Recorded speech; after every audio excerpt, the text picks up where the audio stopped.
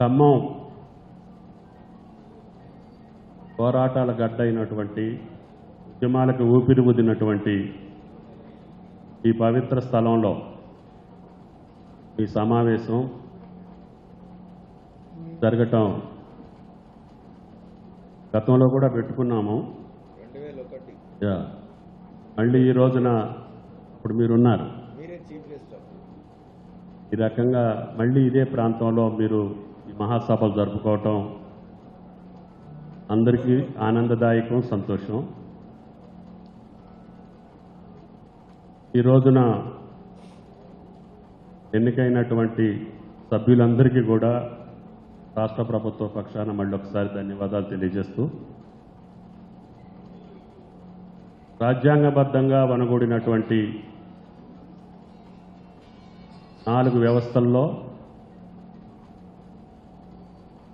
అన్ని ఆటుపోట్లకి, అవమానాలకి, నిర్బంధాలకి, అదేవిధంగా అన్ని రకాల ఒత్తిడికి గురయ్యేటటువంటి వ్యవస్థలో ఉన్నారు మీరు. కాబట్టి ఎంతో ధైర్యంతో, ఎంతో నిబద్ధతతోటి, అన్నిటికంటే మించి నిజాయితీతోటి పనిచేస్తే తప్ప మీకు కానీ మీ సంస్థలకు కానీ ఈ సమాజంలో మనుగడ కష్టం. ఈ నిర్బంధాన్నో లేకపోతే ఒత్తిడినో లేకపోతే ఇంకొక రకమైనటువంటి అన్ని రకాల సమస్యల నుంచి మీరు ఈ వృత్తిని నడపటం కత్తి మీద స్వామి. అయినా సరే కొంతమంది అన్నిటిని ఎదురొట్టి సమాజం కోసం, సమాజ హితం కోసం ప్రయత్నం చేసినటువంటి వ్యక్తులు చరిత్రలో నిలిచిపోయారు. ఆ సంస్థలను కూడా ప్రజలు ఆదరిస్తున్నారు.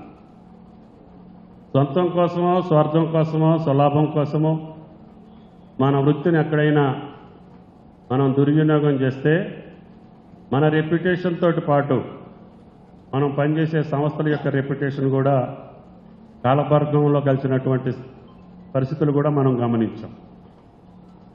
అందుకనే మన రెప్యుటేషన్ ఉండాలి, మనం పనిచేసే సంస్థ యొక్క రెప్యుటేషన్ ఉండాలి.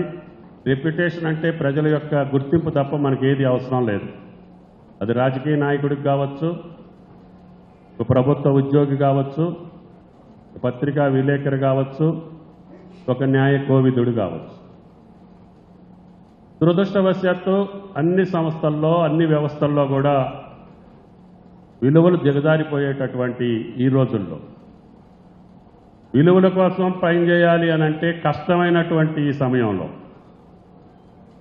విలువలు నిలుపుకోవాలి అని అంటే సమాజంలో మన నడవడిక కష్టమైనా కూడా, ఇబ్బంది అయినా కూడా మన విలువలను కాపాడితే ఆ విలువలు మనల్ని కాపాడుతాయనే దానికి కొంతమంది మనకు ఉదాహరణగా కనపడుతున్నారు సమాజంలో. వాళ్ళని దృష్టిలో పెట్టుకొని మనం పయనించాలి తప్ప వేరే రకంగా వేరే రూట్లో ఉన్నత స్థానాలకు వచ్చిన వాళ్ళని చూసుకొని మనం ఉరుకులు పెట్టాల్సిన పని లేదు, కంగారు పడాల్సిన పని లేదు, వాళ్ళని చూసి అసూయ కూడా పడాల్సినటువంటి అవసరం లేదు. కాబట్టి దయచేసి మీ బాధ్యత బృహత్తరమైన బాధ్యత. ఒక డాక్టర్ తప్పు చేస్తే ఒక రోగి చచ్చిపోవచ్చు, ఒక ఇంజనీర్ తప్పు చేస్తే ఒక ప్రాజెక్టుకి నష్టం జరుగుద్ది. కానీ మీరు తప్పు చేస్తే సమాజానికే నష్టం. మీకు జనాన్ని చైతన్యపరిచే శక్తి ఆ భగవంతుడు మీ తల్లిదండ్రుల దయ వల్ల మీకు వచ్చింది. అది సమాజ హితం కోసం, ప్రజాహితం కోసమే మనం పాటుపడాలి తప్ప మన ప్రత్యేక అజెండా మనకు అవసరం లేదు ఆ వృత్తిలో. అయితే దురదృష్టవశాత్తు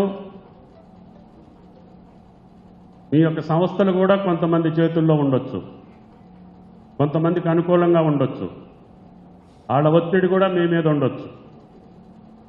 ఉన్నా కూడా మీకు కొన్ని నిబంధనలు ఉన్నాయి, మీకు కొన్ని పద్ధతులు ఉన్నాయి.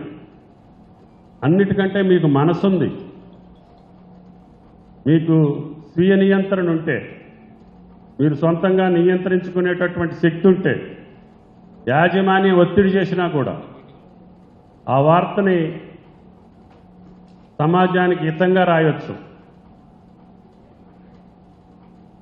నేను ప్రత్యేకంగా వ్యక్తుల గురించి వ్యవస్థ ఈ రకంగా రాయండి అని చెప్పొద్దని నేను అనుకోను, కానీ వాళ్ళ యొక్క దృక్పథం ఒక తీరుగా ఉండొచ్చు.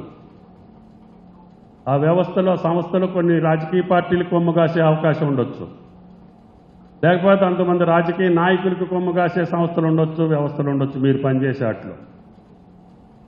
ఆ ఒత్తిడి, ఆ ప్రెషర్ మీ మీద ఉంటుంది. కానీ అల్టిమేట్గా మనకు కావాల్సింది, మేమెట్లా 4 పార్టీలు మారామో మీరు కూడా 10 పేపర్లు మారి ఉంటారు. ఎందుకంటే కరెక్ట్గా ఉంటే మార్చేస్తుంటారు, అవసరం ఉంటే మార్చేసుకుంటారు. మార్చినంత మాత్రాన మనం బతకలేకుండా పోము. కానీ నిజాయితీగానే మారిందంటే మనం ఇంకా ఇది కాకపోతే అది, అది కాకపోతే అది, ఇంకా ఉన్నత పదవులేని మిమ్మల్ని ఆకర్షిస్తాయి తప్ప మీరు సమాజంలో ఎలిమినేట్ చేయబడరు. కాబట్టి దయచేసి ఈ వృత్తికి ఉన్న ప్రాధాన్యతని పెద్దలు, వేదిక మీద ఉన్నటువంటి అనుభవజ్ఞులు ఉన్నారు, వాళ్ళ ద్వారా మీరు ఈ సమావేశాల్లో నైతికతను గురించి, స్వీయ నియంత్రణ గురించి, నిబద్ధతను గురించి మీరు ప్రయత్నం చేస్తే ఈ పత్రికా రంగం స్వాతంత్ర పోరాటంలో కూడా దెబ్బలాడింది. స్వాతంత్రాన్ని తీసుకురావడానికి మీ యొక్క భాగస్వామ్యం ఆనాడు పత్రికలు చూసుకొని ఉద్యమం నడిచేది. ఈరోజు మాదిరిగా టీవీలో